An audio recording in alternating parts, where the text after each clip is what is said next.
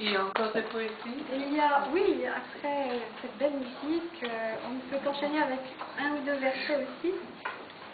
Par exemple. Il y a le temps pour questions-réponses aussi après. Peut-être, mais on a encore un petit morceau qui nous attend tout de suite après. Oh, amis, convenez d'un rendez-vous après ma mort.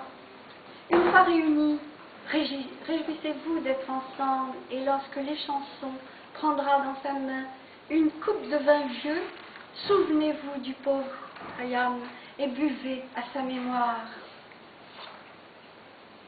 Et encore une, encore un. Cette roue des cieux, qui ne dit ses secrets à personne, a tué impitoyablement 1000 mammouths, 1000 ayats. Bois du vin, car elle ne restituera la vie à personne.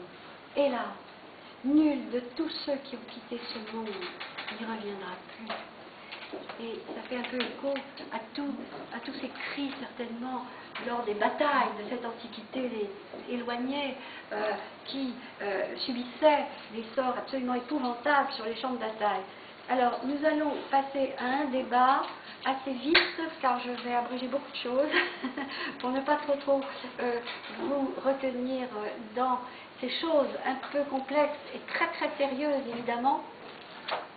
Eh bien, oui, alors finalement, nous sommes maintenant au 5e siècle où commencent les guerres médiques. Les guerres médiques, dont vous connaissez sûrement, c'est la rivalité entre la Grèce, disons Athènes et Sparte, et la rivalité avec le grand roi.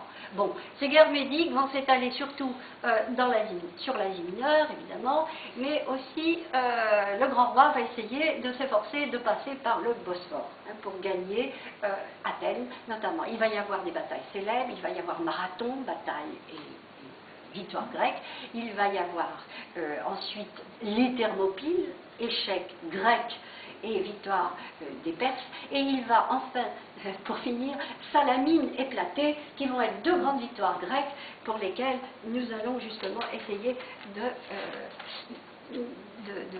de lire quelque chose sur cette... voilà, juste un détail, oui, ben, le détail, il va être par ici, je suis désolée. Voilà par exemple, Marathon vu par Hérodote, très rapidement. Lorsque les Athéniens se furent jetés dans la mêlée, ils combattirent avec une bravoure digne de mémoire. En effet, les premiers des Grecs, à notre connaissance, ils tombèrent à la course sur des ennemis. Les premiers aussi, ils envisagèrent sans trouble le costume médique et les hommes qui le portaient. Jusque-là, parmi les Grecs, le nom seul des Mèdes, rien qu'à l'entendre, inspirait de l'effroi. Les barbares perdirent à la bataille de Marathon 6400 hommes, les Athéniens 192. Parce que les Athéniens avaient été malins, ils avaient confectionné des bateaux extraordinaires, et ils avaient étudié tout un système justement de manœuvres navales dans le goulet qui représente les côtes d'Athènes et le B, enfin, non pas le B, c'est juste en face, et c'est dans la plaine de Marathon, ça forme comme une sorte de petit cirque, et c'était très facile de coincer une armée même nombreuse, par l'intelligence des manœuvres nautiques pour justement accabler les Perses. Vous voyez, le nombre de morts est absolument incroyable. Et ce passage magnifique, que l'on ne peut pas, qui est incontournable parce que ce serait malheureux, écrit par Eschyle, alors tragédien grec, qui a écrit plus de 90 pièces, mais dont nous n'avons aujourd'hui que 7. Voilà.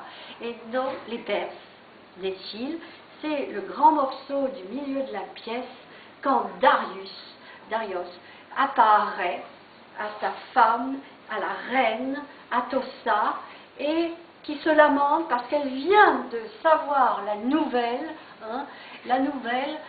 par un messager que les Perses ont été battus. Alors, le roi perse de l'époque, je dois le dire, c'est Xerxès. Il n'est plus Darius. Darius est mort, c'est Xerxès, c'est-à-dire 465, alors attendez, que je ne dise pas de bêtises, ça va être Xerxès, mais étant donné, voilà l'astuce, c'est que Échille écrit après coup, bien sûr, longtemps après, et il est à ce moment-là contemporain de Xerxès. C'est pour ça il représente le roi perse sous les traits de Xerxès. Mais en effet, la bataille a eu lieu antérieurement à la bataille de Salamine, 480 avant Jésus-Christ. Alors l'ombre de Darius surgit sur la scène. Je vous lis quelques répliques et puis ce sera tout pour cet épisode. Ô fidèles, entre les fidèles, compagnons de ma jeunesse, vieillards, perses, quelle souffrance! Souffre donc ma cité, elle gémit, se frappe le sein, et aussitôt le sol se fend. Je vois mon épouse, près de mon tombeau, je m'alarme, et de tout mon cœur j'accueille ses libations. Cependant, vous vous lamentez autour de cette tombe, et vos plaintes aiguës, évocatrices des morts, pitoyablement m'appellent. Il n'est point aisé de quitter les enfers, surtout les dieux d'en bas savent mieux prendre que lâcher. Mais j'ai auprès d'eux usé de mon crédit, me voici. Dis vite, afin qu'on ne puisse me reprocher un retard. Quel malheur nouveau pèse donc sur les Perses? Alors, le cœur répond, je n'ose te regarder, je n'ose te parler en face, l'effroi de jadis me tient devant toi. La reine, il a jeté ses engins comme un joug sur le détroit d'Ella pour se faire un passage. Il a été jusque-là, fermé le grand Bosphore. La reine, un dieu sans doute avait touché ses esprits. Darius, terrible dieu pour l'avoir à ce point aveuglé. La reine, le dénouement en effet est là, quelle ruine il a consommé. Darius, mais qu'est-il devenu de nos troupes pour que vous gémissiez ainsi? La reine, la débâcle de l'armée navale a perdu l'armée de terre. Darius, le désastre est-il si complet qu'un peuple entier est péri au combat? La reine, si complet que tout s'use, pleure, désormais vide de ses hommes. Darius, hélas, sur notre armée, notre bon soutien, notre réconfort. La reine, que le peuple bactrien succombait, anéanti, et n'aura plus un vieillard. Darius, le malheureux, quelle jeunesse il a prise à nos alliés. La reine, et que Xerxès, dit-on, seul, abandonné, avec de rares compagnons. Darius, comment et où a-t-il vu s'achever son sort? Est-il pour lui une chance de salut? La reine, a été trop heureux d'atteindre le pont qui joignait les deux continents. Darius, et serait parvenu vivant en Asie, est-ce vrai? La reine, oui, sur ce point, des rapports précis font foi, nul désaccord. Et alors, la pièce, en fait, qui représente des Perses, hein, il s'agit d'une pièce grecque, représentée devant les Grecs, devant un auditoire grec, mais qui représente les Perses. Il fallait le faire, c'était assez incroyable d'ailleurs. Mais toute cette pièce tourne autour d'une morale qui veut que avoir porté un tel défi, avec tout un peuple derrière soi et l'emmener à la débâcle, c'est criminel. C'est criminel. Ça, c'est vu et interprété par les Grecs de l'époque qui, eux, sont dans la philosophie de la mesure, du rien de trop. Il ne faut pas exercer un pouvoir outre certaines limites. Il ne faut pas se comporter en sauvage. Enfin, ça, c'est filtré par un philosophe aussi. Hein. Xénophon est aussi philosophe.